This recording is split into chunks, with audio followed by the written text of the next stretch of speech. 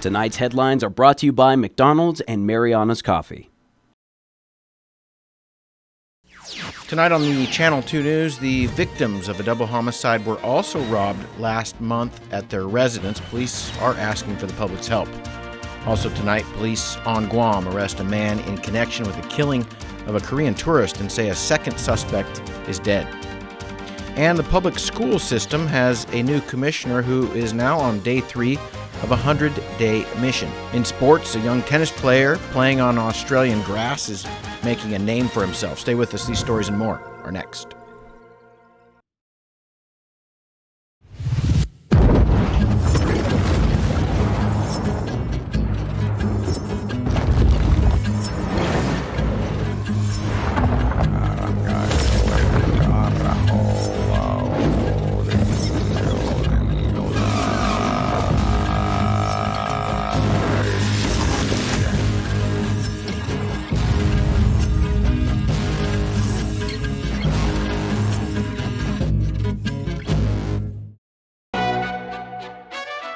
Mickey D's McCrispy. Formerly known as the Crispy Chicken Sandwich, now has some respect on his name. Ba-da-ba-ba-ba. Real talk.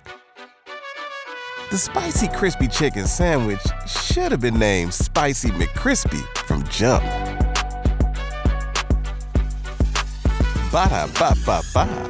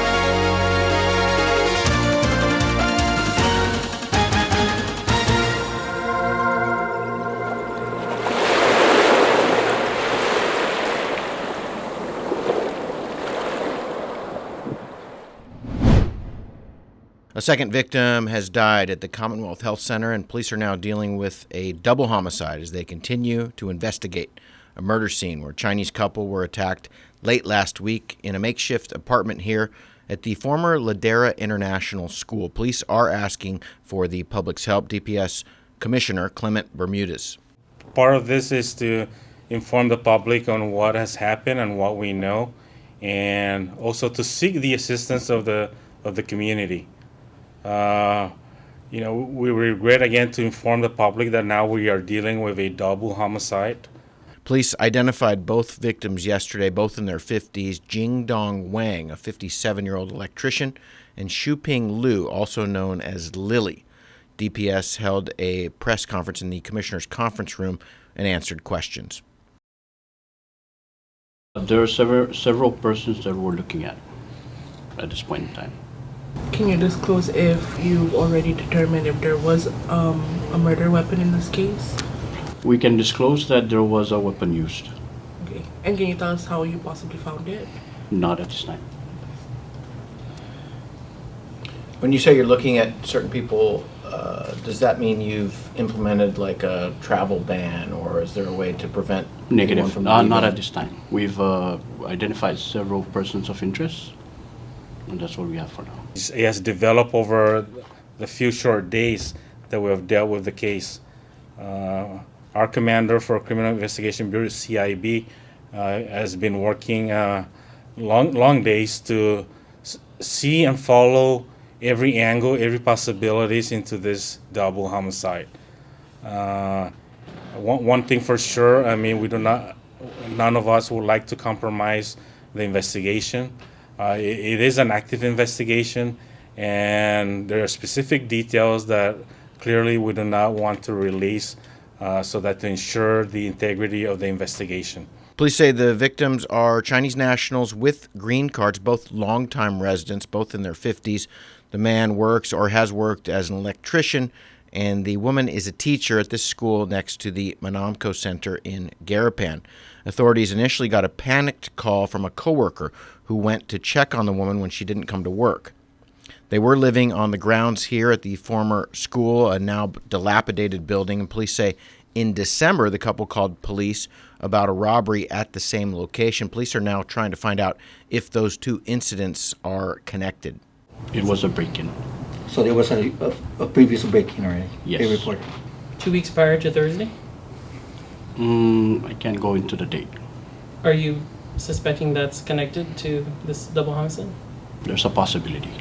Area is still being investigated. Federal partners are helping with phone data dumps and fingerprint analysis. What you're saying is, The motive behind it? were they there to steal or were Yeah, they there targeted?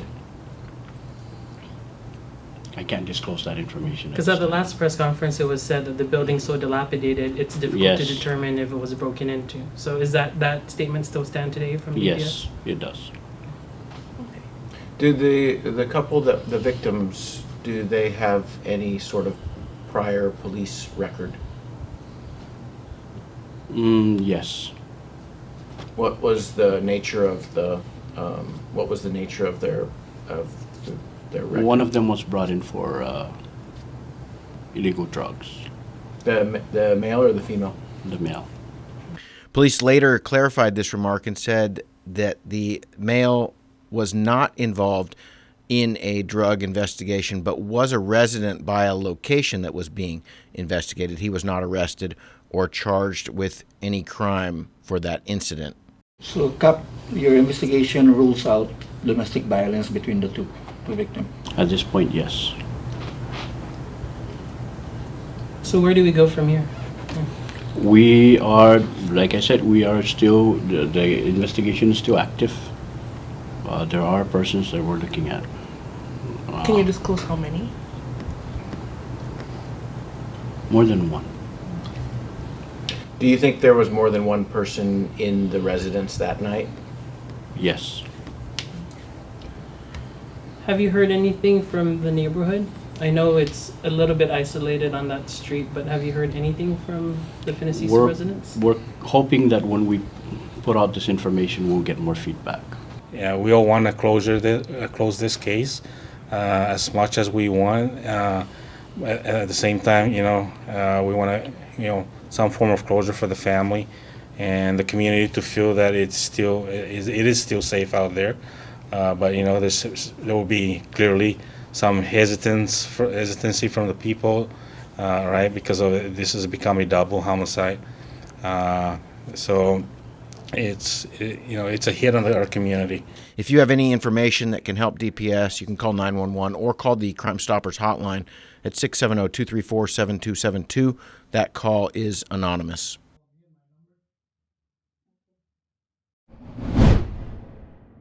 A preliminary hearing scheduled this morning for a knife-wielding man who police say robbed a house and attacked the homeowner on Christmas morning. 26-year-old San Antonio resident Joseph Lee was arrested days after the break-in occurred. Police say the incident happened on December 25th when a resident in Lower Navy Hill was woken up around 4:30 in the morning to the sound of somebody in their home. The victim says he walked into his living room to find 26-year-old Joseph Lee attempting to steal his belongings. The victim told police that he yelled out, and Lee then picked up a knife and chased him into his bedroom. Police say the victim was able to lock Lee out of his bedroom, but Lee continued to attempt to push his way in, trying to pry the door open with a knife. Police say that while the victim was waiting for police to arrive, Lee fled the scene, getting away with nearly $6,000 worth of the victim's belongings in addition to his car and house keys. The victim told police that among the assets stolen were a karaoke machine, a laptop, and over $3,000 in assorted alcohol bottles. Lee, represented by the public defender, is next scheduled to appear in court for arraignment on January 22nd. First week on the job for the new commissioner of the public school system, Dr. Lawrence Camacho. grew up in San Roque on the island of Saipan, and his military career has taken him all over the world, including deployments in the Middle East. He looks at Singapore as an educational model that the NMI can learn from. Having seen the education in these parts of the world that I've been to, or the lack of education, enabled me to also think back to where I came from in my own education and the education that my kids were availed to in the United States, being, growing up and learning. Those three different areas, outside of the United States, in the United States education system, and then here, and studying education, made me even more wanting to come back home and have this opportunity to be a part of this process. Camacho has set aside a 100-day window to get up to speed. What do you look at PSS staffing-wise, budget-wise, at this time next year? What do you see? Where the picture right now is still fuzzy. It's blurry, it's blurred, but guess what? We sat just an hour ago, we sat down and we started our conversation. In fact, we're starting to develop a framework on what that's going to look like.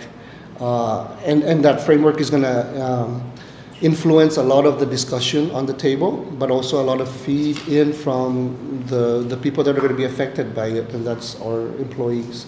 So they're going to be able to be part of the process, but we cannot enable them to be part of the process yet until we design this framework. And this framework meaning, here are the scenarios, scenario 1, scenario 2, scenario 3, based on the facts that we understand, based on the assumptions that we have, and then based on the expertise on the ground that are telling us these are the effects if we make this type of decision.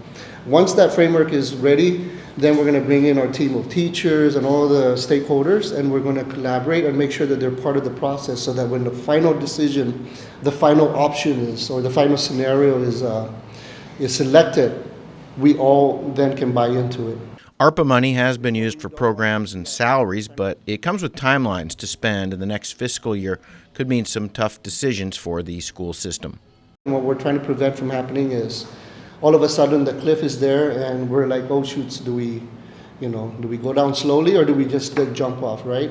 And it's not going to happen during our watch here. As a team here, we're going to make sure that we do this deliberately and in a way and in a fashion where, again, we're going to get the best buy-in from all of our people that are going to be affected by it. From me all the way down to the last person, we're all going to be affected by it, obviously.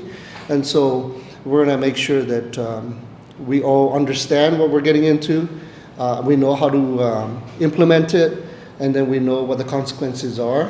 We will have more with the new commissioner in coming newscasts.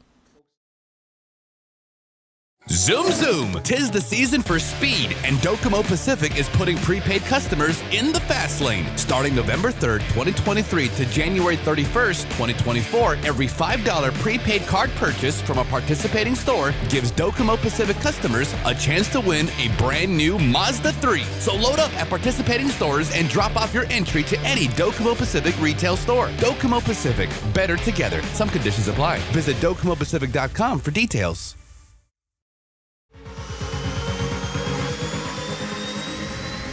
Get your goods here with care and attention with Micronesia Air Cargo Services. MAX is all about connections. Daily flights to and from Guam, 4 times a week to Rota, and bi-weekly flights to Tinian. We are connecting the Marianas. Perishable goods, Home Depot furniture and appliances, even live animals, operating since 2013. Check out our Thursday special to Rota from Guam and Saipan. Call Max at 670-288-6227. If it fits, we'll take it.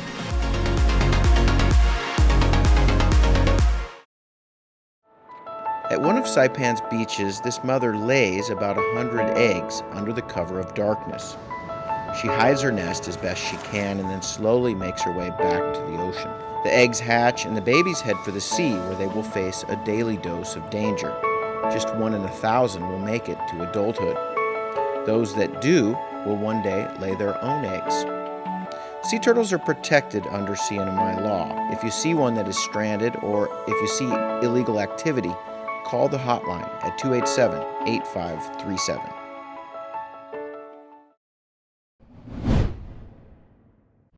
Arrivals to the Marianas reached 20,000 visitors in December, almost all of them coming in from Korea. MVA says that number is up 55% from a year ago. That is the good news. The bad news is that the overall number is 60% lower than prior to the pandemic. Arrivals from Korea, just over 16,000 in December, the bulk of those coming in on Jeju and T-Ways. Asiana resumed twice-weekly service in late December. 888 came in from Japan. United Airlines currently flying in 3 times per week. 514 came in from China, most of those transiting through Seoul. Just over 1,100 came in from Guam, and close to 800 came in from the U.S. mainland.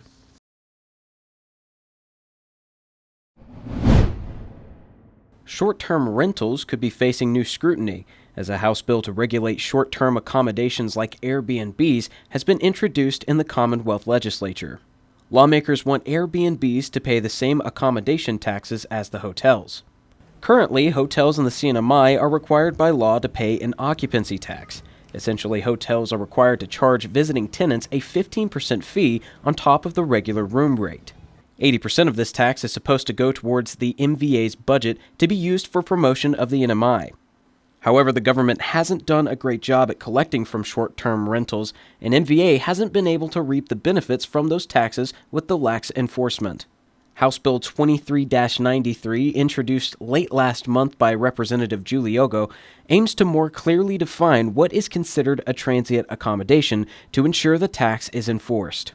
In the new bill, transient accommodation options are defined as a short-term accommodation, lodging, or living accommodation of any kind for a set daily, nightly, weekly, or monthly fee, multiplied by the length of stay not exceeding 360 days.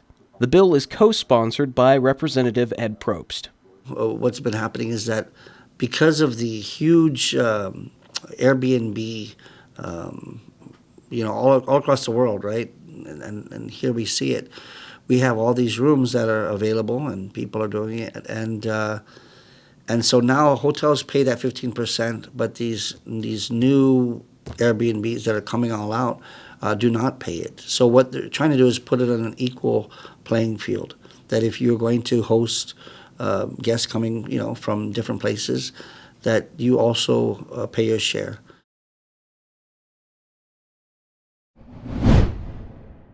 Late last night, the Guam Police Department announced that they have arrested one individual in the deadly shooting that happened in the Tumon area. Another suspect is dead. The incident started as a robbery attempt on 2 Korean tourists who were walking on the road leading from Gun Beach when a man with a gun approached them and a struggle ensued. The Korean tourist was shot during that struggle and died the following morning. Detectives said video led them to believe the men were driving a 2011 silver Toyota 4Runner. A concerned citizen came forward and led police to the individual. Stefan Keanu Paulino Camacho of Jonia was arrested and spoke of being the getaway driver. A second nearby suspect shot himself as police approached. His name was not released last night. Police say both men have records. GVB was offering a substantial reward in the case that has shaken the tourism industry.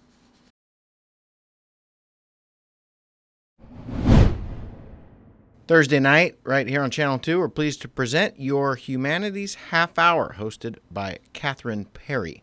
So happy to be starting this series with you and to learning more about your culture. You've brought a lot of beautiful things to help tell your story. Start us off with where you're from and a little bit about your country.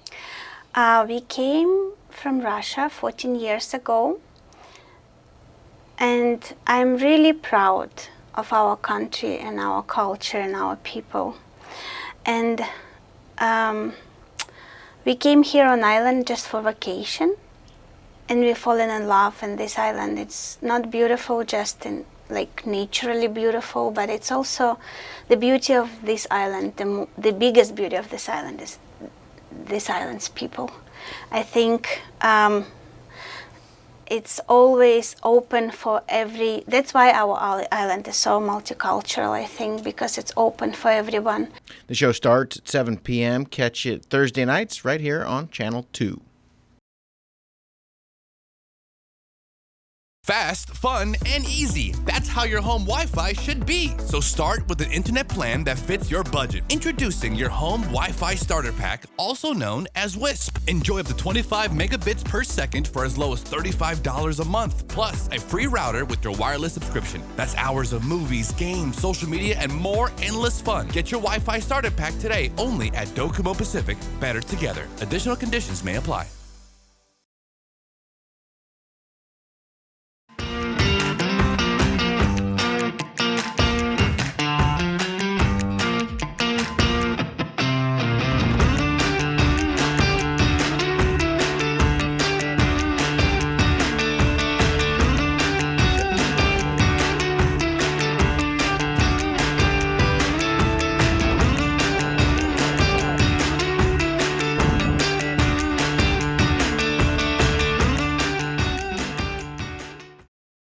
Premium office space is available now at the Hermosa Vista Business Park on Capitol Hill.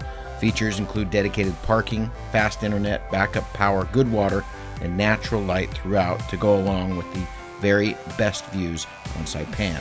So don't settle for space when you can get peace and peace of mind. Call Hermosa Vista today at 670-483-4750 or email hvsaipan@gmail.com.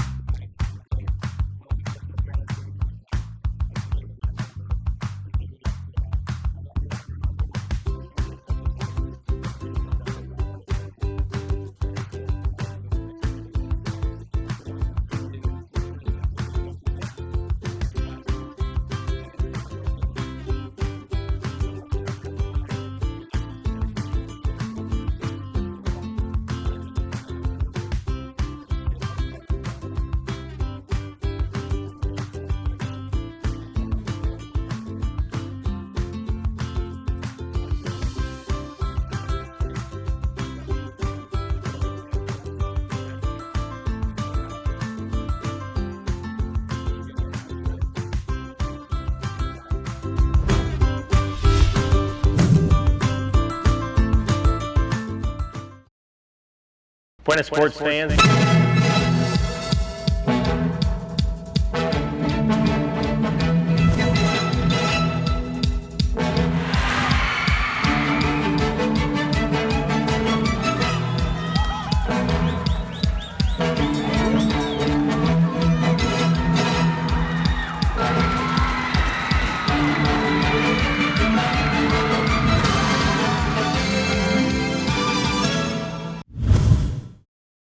Buenas sports fans. While CNMI tennis player Colin Sinclair continues his pro career, a new young phenom is now overseas, continuing the strong CNMI tennis tradition. Lahoon, accompanied by national team coach Jeff Race, is in Australia, a bit outside of Melbourne this week, competing in a tournament on a natural grass surface. Today, Lahoon played in the boys' consolation final and will play in the boys' 14 and under doubles final tomorrow. Lahoon mixing up great ground strokes today and won that final match today in straight sets by a score of 6-3 and 6-0, expertly moving his opponent around and mixing in a strong serve and great net play. Lahoon, who trained in Spain for a period of time, will compete down under throughout the month of January, with Race accompanying. More tennis news. Later this month, Bobby Cruz, the new president of the Tennis Federation, will head to Melbourne for Pacific tennis meetings. For the Channel 2 News, Chris Nelson.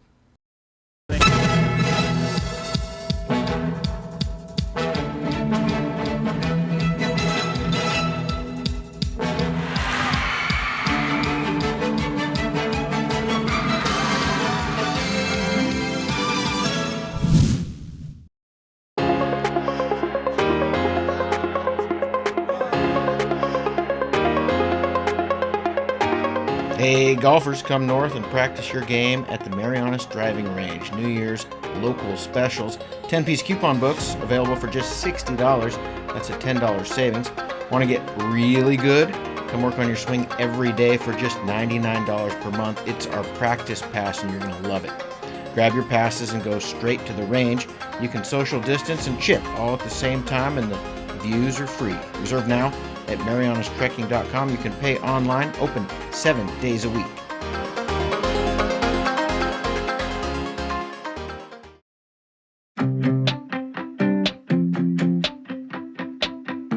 One of the best addresses in Saipan has office space available now, right in the heart of things. The Marianas Business Plaza offers reasonable rates and can help build to suit your needs. You'll love the central location, just 15 minutes from the airport and 10 minutes from Garapan. Ample and covered parking keeps your vehicle close and protected. 2 restaurants for easy access, lunch, dinner and business meetings. Building security and 24-hour access to your office. Backup generators, so you can run your business in all weather. And 3 elevators mean easy and convenient access. It's the address in Saipan, the Marianas Business Plaza.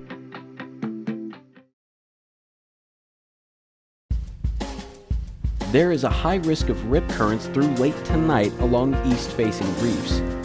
Taking a look at our weather tonight, partly cloudy with isolated showers. East winds 10 to 15 miles per hour with lows around 78 and a 10% chance of showers. Thursday through Friday night, partly cloudy with isolated showers.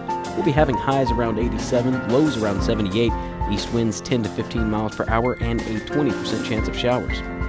Low tide will be negative 0.7 feet at 1:16 a.m. tomorrow before going up to 2.3 feet at 9:01 a.m. later that morning. Low tide in the early evening will be 1.8 feet at 1:41 p.m. before going up to 2.3 feet at 6:15 p.m.